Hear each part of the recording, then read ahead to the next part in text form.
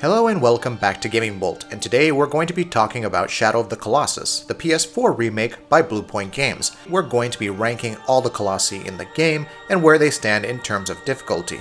Now if you haven't heard, Bluepoint Games PS4 remake of Shadow of the Colossus is really good. As is usually the case, we thought to rank the Colossi in terms of easiest to hardest, but also to look at each battle on the basis of the player having no knowledge of what to do. So with that, let's take a look at these beautiful and dangerous forces of nature. Valus. Valus is the very first Colossus you meet, so as expected, even with his massive size, he's not difficult to put down. Stab his calf, and when he stops, climb up his body to attack his vitals. More than anything else, Valus sets the tone for the mix of platforming and action that awaits. BARBA. Not all battles in Shadow of the Colossus start slowly. BARBA makes his appearance by busting through a wall, Kool-Aid Man style, and chasing you down, thus cementing that not all battles in Shadow of the Colossus start slowly. Once you mantle over the rocks and other hurdles while being chased, it's just a matter of hiding and then climbing on BARBA's beard when he gets too close.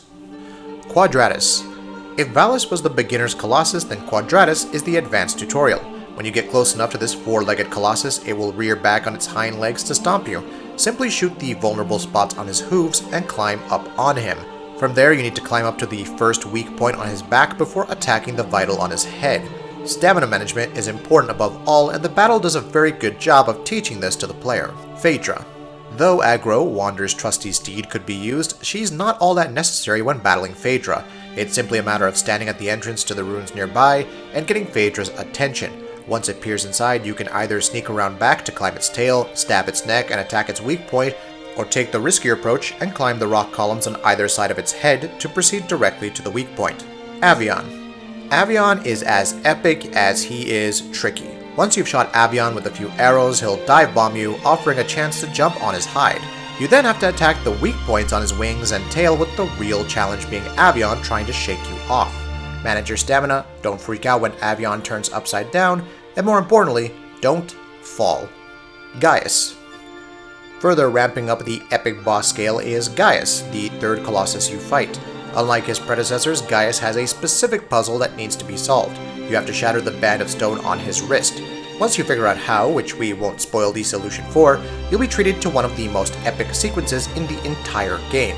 It's fairly simple to grasp and only slightly tricky to execute. KUROMORI. And now we get to our first annoying boss, KUROMORI. The 8th Colossus is a lizard of sorts, so you have to wait for him to climb the walls of the arena.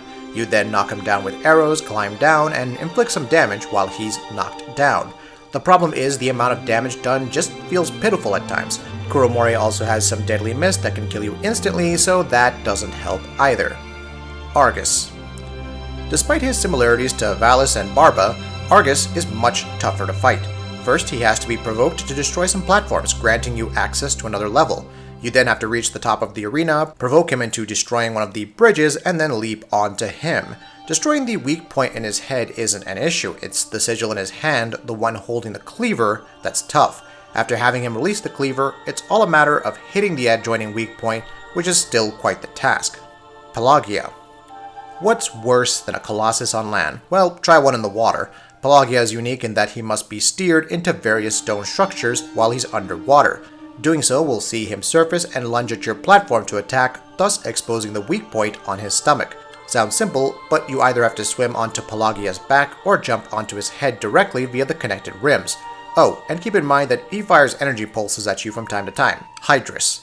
If you thought Pelagia was a pain, then HYDRUS goes even further. He's fully underwater for minutes at a time, and you have to wait for when he briefly surfaces to grab his fur. It's then a process of hanging on for dear life as he emerges and submerges again and again.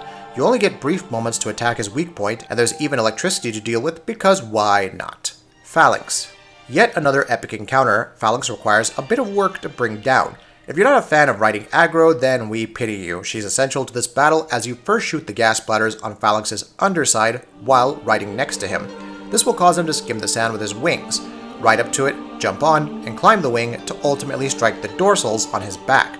PHALANX doesn't like this though, and will do a lot to shake you off, including diving into the sand and re-emerging. It's one of the lengthier fights in the game, but immensely satisfying when you finally beat him. CELOSIA.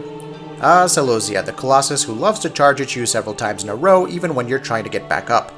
Beating CELOSIA isn't overly tough. Have him knock down a cauldron of fire off a tower, light a stick, and force CELOSIA to fall off a cliff. His shell will then be shattered and he can easily be killed. The problem arises when CELOSIA charges at you mercilessly. Once everything is figured out, it's a pretty decent battle overall. CENOBIA. CENOBIA, the Colossus who is like CELOSIA but can't be forced off a cliff.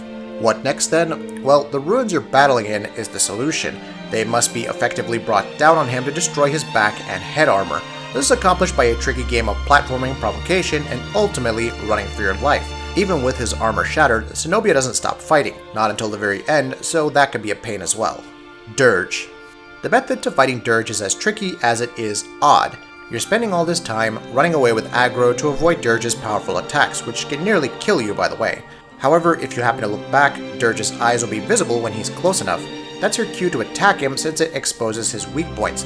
The problem is that you'd never know this if you didn't take the opportunity to look back at DIRGE. There's also the matter of shooting his eye right before he attacks to avoid taking damage. MALUS.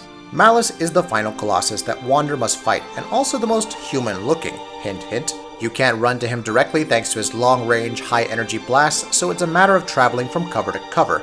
Upon actually reaching MALUS, it's a big climb since he's one of the largest Colossi in the game. From here, it's a battle to damage 3 minor sigils and the one major sigil on its head.